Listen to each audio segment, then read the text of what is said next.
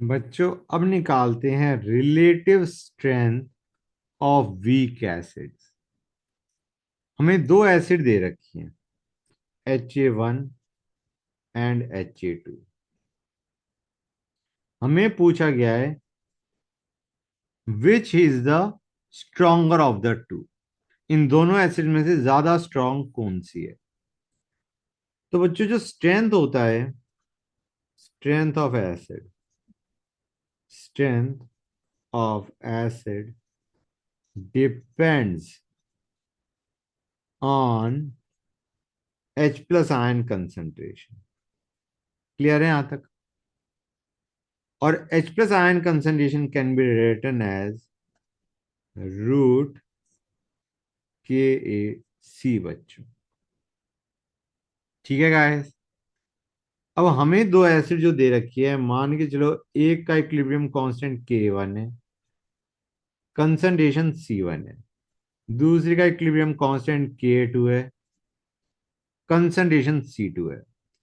तो जो relative strength है of acid one to acid two, acid one को मैं लिख रहा हूं Ha1 to Ha2, it can be written as Ka1C1 by Ka2C2 बच्चों। क्लियर है यहां तक। Ha1 से H प्लस आयन कंसेंट्रेशन ये थी, और Ha2 से H प्लस आयन कंसेंट्रेशन ये थी बच्चों। ये फॉर्मूला गाइस समझ आ रहा है नहीं आ रहा है बच्चों।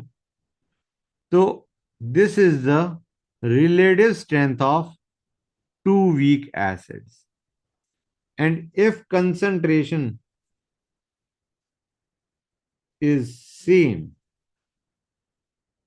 for both acids, तो हम कह सकते हैं relative strength of Ha1 to Ha2 will be simply, C cut जाएगा हमारा, ये Ka1 बाय Ka2 बच्चों। समझ में आया या नहीं आया गाइस? Got it? गुड। अब एक चीज और नोट करो बच्चों, क्वेश्चन की फॉर्म में मैं तुम्हें समझाता हूं ये।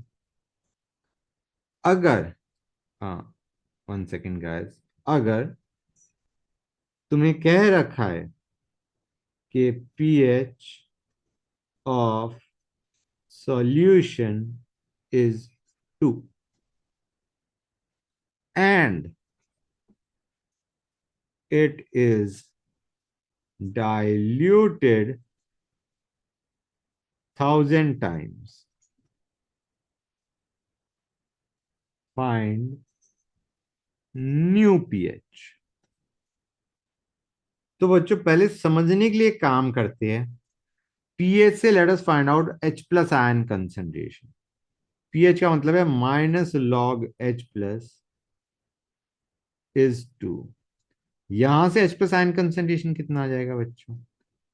इट विल बी 10⁻⁻² बच्चों। This is the H plus ion concentration. अब हमने इसे डाइल्यूट करा 1000 टाइम्स। मतलब अगर पहले हमारे पास वॉल्यूम V थी, तो फाइनल वॉल्यूम हो चुकी है 1000V बच्चों। And since it is a case of dilution, we can say M1V1 will be equal to M2V2। MV का product initially will be equal to MV का प्रोडक्ट आफ्टर डाइल्यूशन।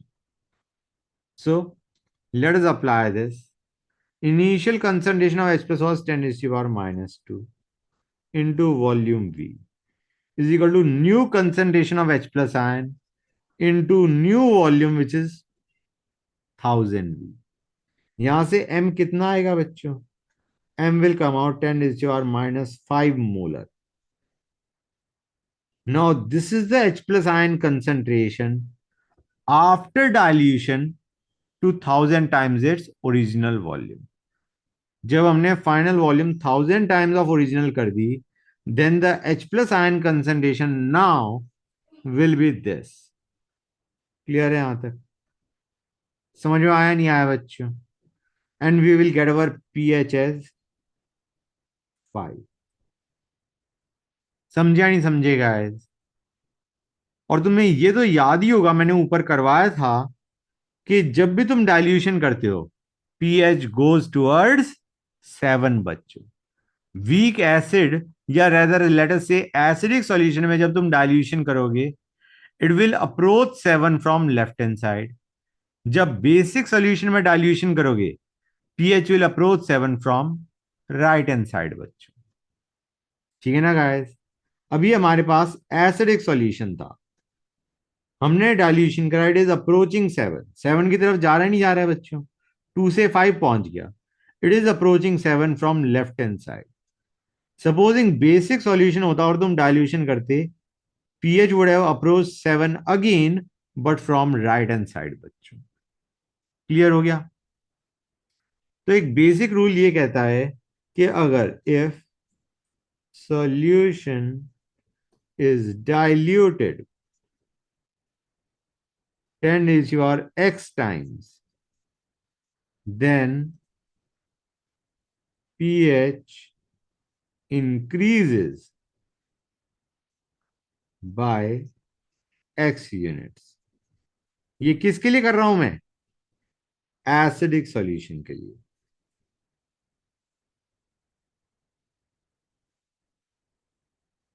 क्लियर है यहां तक? Supposing basic solution होता और उसको हम dilute करते 10⁻⁻x टाइम्स, तो pH would have gone toward 7 from right hand side. मतलब एक तरीके हम ये कह सकते हैं pH would have decreased bye x units. Decrease होगा तभी तो वो 7 को अप्रोच करेगा ना बच्चों. So for basic solution if it is diluted 10⁻x times then the pH decreases by x units. अगर बेसिक सॉल्यूशन को तुम डाइल्यूट करोगे 10⁻x टाइम तो pH will decrease by x units. Clear है यहां तक बच्चों?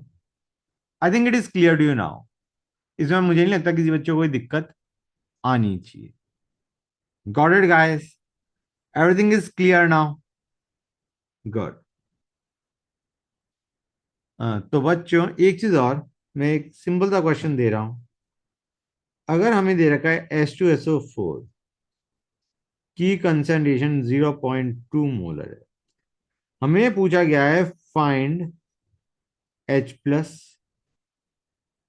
OH minus, pH, pOH. बच्चों यहां पे जल्दी में मत करना कि H plus ion concentration is 0.2 molar. Don't do that. Remember, H2SO4 is a strong acid and it will give 2H plus ions on dissociation. मतलब अगर H2SO4 0.2 मोलर है तो H plus ion concentration कितना होगा? It will be 2 into 0.2 molar. This will be H plus ion concentration. pH यहां से तुम easily निकाल लोगे, माइनस लॉग H प्लस. कोई POH पूछता है तो यहां से निकाल लेना इस फॉर्मूले से, pH plus POH is equal to 14. Clear है यहां तक? यहां से POH आ जाएगा. और by chance OH minus ion concentration पूछी आती है तो H प्लस तो तुम्हें पता ही है. हाँ है ना बच्चों? You can always use the formula H plus into OH minus is equal to 10 raised to the power minus 14. ये H plus ठहरा, OH minus यहां से हम निकाल लेंगे और यही तो हमें पूछा गया था.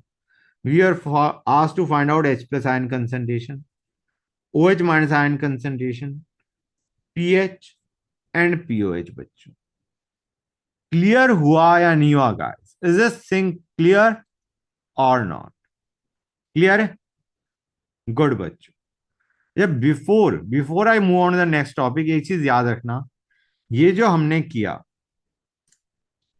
कि डाइल्यूशन करने पे पीएच इतने यूनिट से चेंज आता है, इसमें एक कंस्ट्रेंट है बच्चों. वो constraint which will discuss in the next lecture. इस कंटेंट जो कंस्ट्रेंट है इसमें, उसको हम डिस्कस करेंगे नेक्स्ट लेक्चर में बच्चों. Remember that guys. Okay, good.